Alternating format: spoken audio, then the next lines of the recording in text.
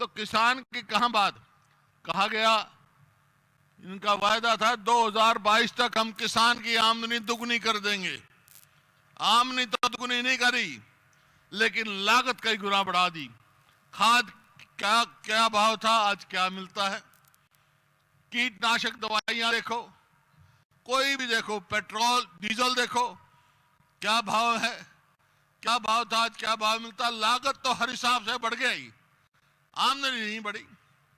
हमारे समय में एमएसपी सही हर साल बढ़ाते थे हम।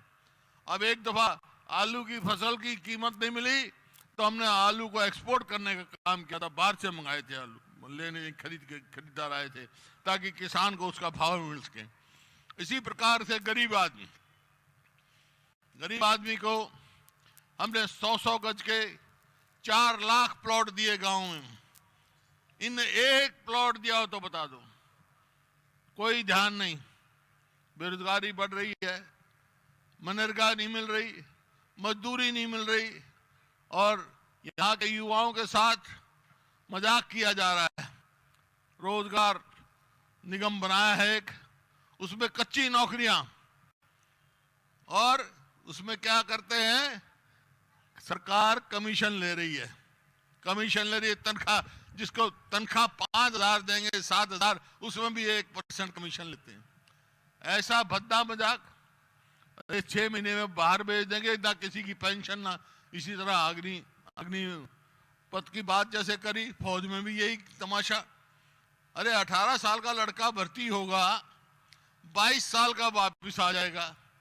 21 साल से पहले उसकी शादी नहीं हो सकती, और जब होगी तो क्या होगा भाई, कोई सगाई लेने वाला भी नहीं होगा, अगले साल तो घर आ जाएगा, उसकी ना पेंशन ना नौकरी। तो ये परिस्थिति हो रही है युवाओं के साथ, हमारी बहन बेटियों को। आज देखो, आज ये मैं नहीं कह रहा, ये केंद्र सरकार के सरकारी आंकड़े कह रहे हैं कि आज हरियाणा पूरे देश में सबसे असुरक्षित प्रदेश बना हुआ है हमारी बहन बेटियों के लिए, असुरक्षित प्रदेश। तो ये स्थिति है। तो आज हमारे गंभीरता से सोचना पड़ेगा। कुरुक्षेत्र में जो आज इतनी सर्दी में, कड़ाके की सर्दी में अशोक अरोड़ा जी और साथियों ने जो ये काम किया, आज इसका कार्यकर्ता सम्मेलन बुलाया था, ये तो बड़ी रैली कर दी। तो ये एक संकेत है कि आने वाला समय कांग्रेस पार्टी का है। भाजपा जा रही है, कांग्रेस आ रही है, ये एक संकेत। मैं आपका आभारी हूं, इतनी कड़ाके की सर्दी में आया। जैसे अजीत दीपेंद्र कह रहे थे, भाई अग्नि परीक्षा तो हमने सुनी थी, ये सर्दी परीक्षा आज यहां देख ली हमने। इतनी सर्दी में इतने आदमी आए, बड़ी मैं आपका बहुत बहुत आभारी हूं, धन्यवादी हूं, और हार्दिक बधाई भी देता हूं।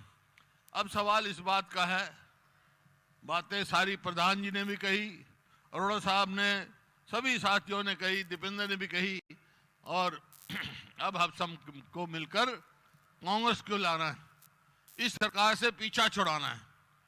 इस सरकार से पीछा छुड़ाएंगे, ये जरूर है कि आपसे पूछेंगे लोग, क्योंकि हमारे 10 साल भी उनको याद हैं, और ये भी जब आप जाओगे तो लोग पूछ सकते हैं कि भाई ठीक है, इनने तो जो करा सो करा, आपकी सरकार आ गई कांग्रेस की, तो आप लोग क्या करोगे। मैं तो आपसे ये कहने आया हूं कि भाई हम क्या करेंगे।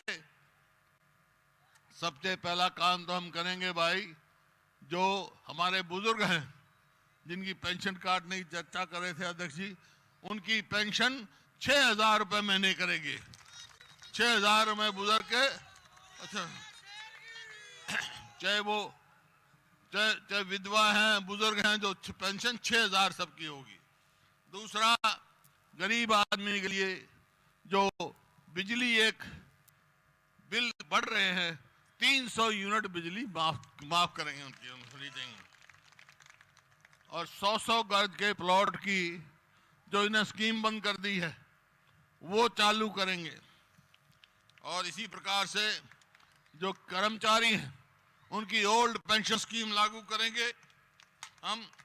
और जो हमारी बहन और माताएं बैठी हैं, ये सब आजकल जो रोटी जो है गैस से बनाती, चूल्हे तो रहे नहीं, अब गैस है।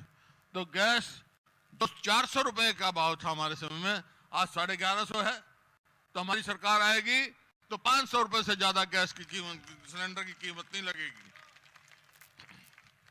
इसी प्रकार से इन्होंने बैकवर्ड क्लास की नौकरी की रिजर्वेशन में जब आती है, क्रीमी लेयर क्या कर दी, क्रीमी लेयर जो हमारे समय में 6 लाख थी बढ़ा के 8 लाख कर दी, नहीं 8 लाख से 6 लाख कर दी, ताकि किसी को रिजर्वेशन नहीं मिले। हमारी सरकार आएगी तो भाई हम 10 लाख करेंगे ताकि सबको इसका लाभ पहुंचे, बैकवर्ड क्लासेस को।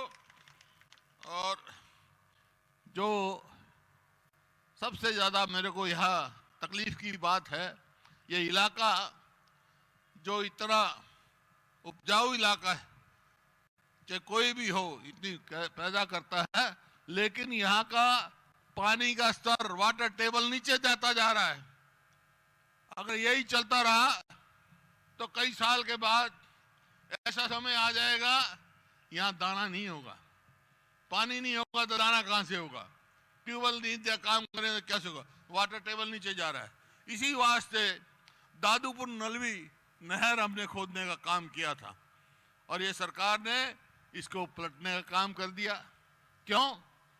क्योंकि जब कोर्ट में किसान गए जिनकी जमीन थी, उनको अच्छा भाव मिलने की बात हुई तो भाव ना किसान को मिले, इस वास्ते वो नहर ही कैंसिल कर दी। ये नहीं सोचा कि भाई इस इलाके का कितना नुकसान होगा। हमारी सरकार आएगी तो सबसे पहला काम करेंगे, दादूपुर नहर खोदेंगे ताकि आने वाले युवाओं का भविष्य उज्जवल हो, यहाँ का किसान खुशहाल हो, यहाँ का गरीब आदमी खुशहाल हो। और जैसा मैंने कहा, दादूपुर नहर बनाएंगे, फिर गन्ने का रेट क्या किया इन्होंने, तमाशा करते हैं, कभी 2 रुपए कभी 1 रुपए ऐसा बढ़ाते हैं। अगर हमारी सरकार आएगी तो गन्ने का रेट 450 रुपए क्विंटल होगा। लेकिन ये सब बातें होंगी तो कांग्रेस की सरकार बनेगी। तो मैं आज पूछने आया हूं कि ये संघर्ष है कि भाई इनसे हम लड़ाई ले लें, आप साथ दोगे, सरकार पलटोगे? बहुत बहुत धन्यवाद। जय हिंद। भूपेंद्र सिंह हुड्डा रैली को संबोधित कर रहे थे और साफ तौर पर कांग्रेस की जन आक्रोश रैली चल रही है और उन्होंने कहा कि अब बीजेपी जा रही है और कांग्रेस आ रही है। बड़ी संख्या में यहां पर लोगों के आने का आभार भी भूपेंद्र सिंह हुड्डा ने जताया।